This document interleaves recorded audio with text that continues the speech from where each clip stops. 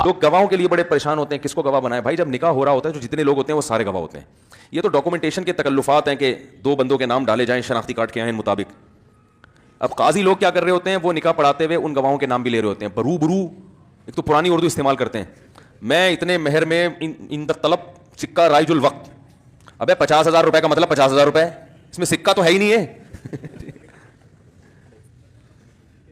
तो क्या वो पुराने जमाने की करेंसी पे भी कोई निकाह पड़ता है कि जी मैं 50,000 दिनार जो नबी के दौर में चला करते थे तो सिक्का राइजुल। मैं देखता हूं ना बाज लोग जो निकाह पढ़ाते हैं अजीब स्टाइल में, वो इंप्रेशन डाल रहे होते हैं कि इस तरह जो निकाह होगा ना ये होता है खानदानी।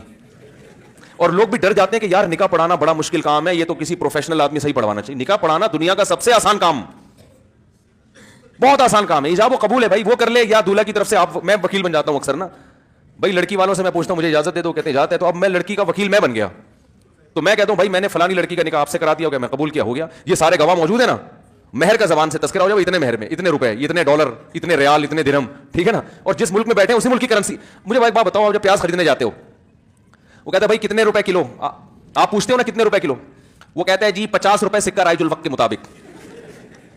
अच्छा भाई टमाटर कैसे दे रहा है, 60 रुपए सिक्का राइजुल वक्त, रूबरू गवाहान के। आप खरीदोगे टमाटर, बोलोगे भाई तेरी तो अपनी सेटिंग क्या है, आउट है। अबे तू सीधा सीधा बता 50 रुपए किलो है यार, हम पाकिस्तान में कराची में हैं तो रुपए ही होंगे ना। तो निकाह में ना अजीब टोपी ड्रामे चल रहे हैं।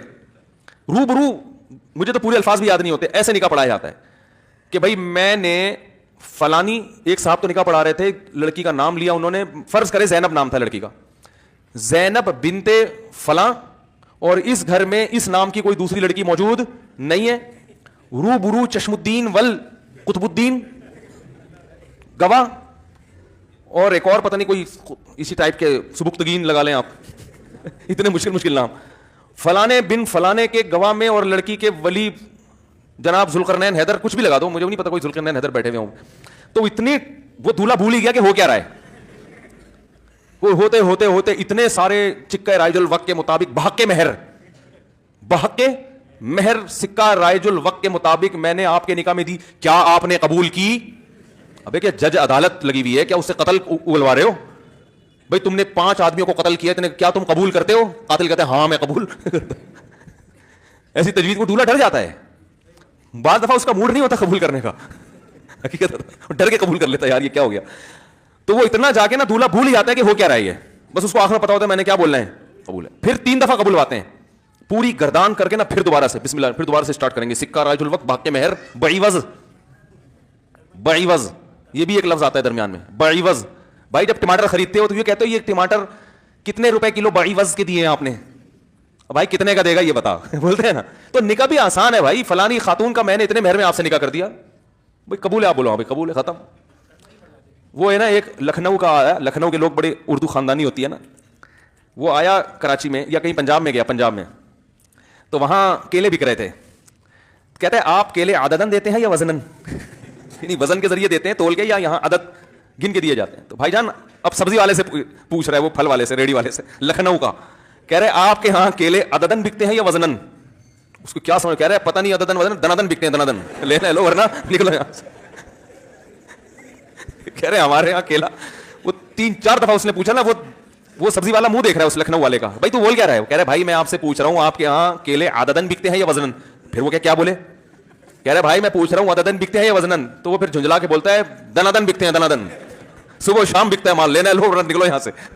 तो ऐसे ही निकाह ऐसा टेक्निकल तरीके से पढ़ाया जाता है, भाग्य मेहर, पता नहीं और भी कुछ अल्फाज है मुझे तो याद ही नहीं होते। तो निकाह पढ़ाना दुनिया का आसान तरीन काम है। हाँ सवाल पैदा होता है इतना आसान है तो फिर मौलवी साहब से क्यों पढ़वाते हैं लोग, फलाने से जो है वो खुद ही पढ़ ले। तो एक काम तमीज से अच्छा लगता है, खुतबा भी होता है इससे पहले। तो उलमा ने लिखा है कि निकाह किसी नेक आदमी से पढ़वाना चाहिए, जिसको आप नेक समझते हो। जरूरी नहीं कि हम नेक हो, लेकिन जिसको आप नेक समझते हो। तो इसी तरह मसाजिद के आइम्मा किराम हैं, उलमा हैं, बुजुर्गान दीन हैं, रसूलुल्लाह सल्लल्लाहु अलैहि वसल्लम निकाह पढ़ाने से पहले खुतबा पढ़ा करते थे। तो खुतबा चूंकि उलमा ज़्यादा अच्छे तरीके से पढ़ लेते हैं, लेकिन खुतबा भी ज़रूरी नहीं है। निकाह तो इजाब व कबूल का नाम है, गवाहों की मौजूदगी में इजाब व कबूल, बस खत्म। तो खुतबा पढ़ना अफजल है, सुन्नत है। क्यों अफजल है, इसकी बड़ी वजह है कि खुतबा जुम्मे की नमाज से पहले होता है, ईद की नमाज से पहले होता है, तो बड़ी इबादतों से पहले। हज में खुतबा अल्लाह ने रखा है ना, हज में खुतबा होता है, तो निकाह से पहले खुतबा रख के शरीयत ने यह बता दिया कि हज, ईद, जुमे की नमाज की तरह भी ये अमल भी मुकद्दस इबादत है। समझ रहे हो कि नहीं समझ रहे? تو اس لیے کر لیا کرو یہ والی عبادت, اس کو ایک مقدس رنگ ڈالنے کے لیے کہ یہ کوئی خواہشات نفسانیہ کا نام نہیں ہے, یہ محض ایک انٹرٹینمنٹ نہیں ہے, یہ کیا ہے, اسلام میں نکاح کرنا ایک مقدس عمل ہے, مقدس عبادت ہے. تو عبادت سمجھ کے کیا کرو یہ کام, اور کیا بھی کرو, کیونکہ عبادت کرنے کی چیز ہے, بچنے کی چیز نہیں ہے. سمجھ رہے ہیں کہ نہیں سمجھ رہے؟